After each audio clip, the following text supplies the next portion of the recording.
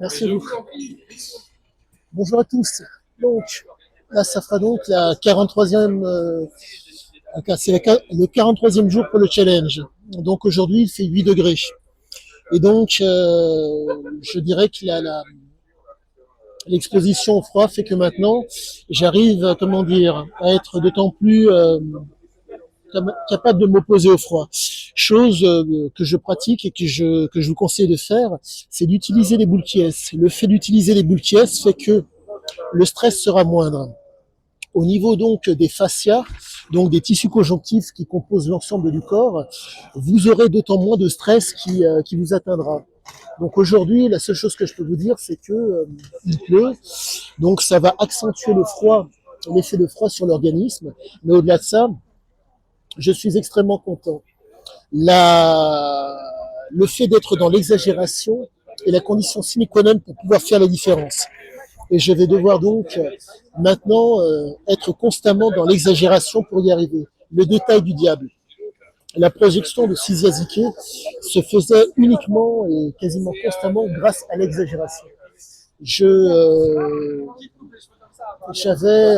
quel, comment dire, j'étais, comment vous dire, je cherchais entre guillemets l'élément moteur ou l'élément qui faisait la différence, la projection. La fameuse projection qui va être fonction d'une seule et unique chose, l'exagération.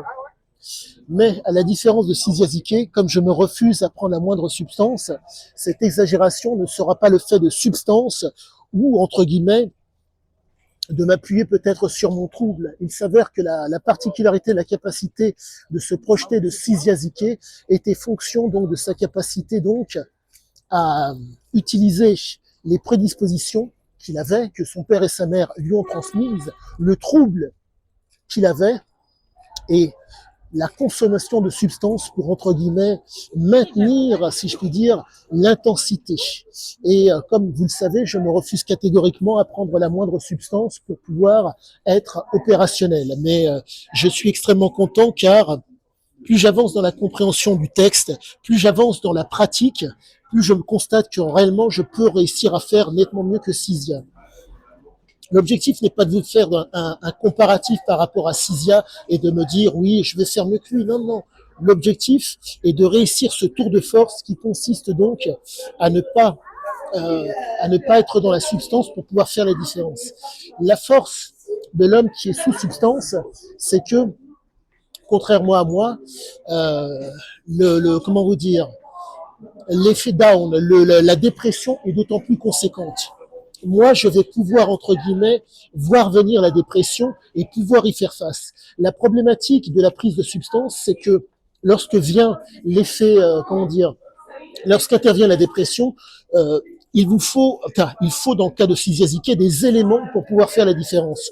Donc nous sommes face à un homme qui est absolument normal par rapport à sa pratique.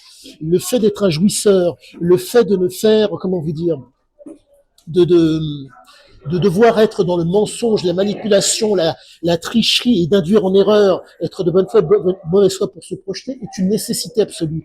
Il faut comprendre que sa psychologie nécessite ce type de comportement. Je me refuse catégoriquement à utiliser la moindre substance, comme vous le savez.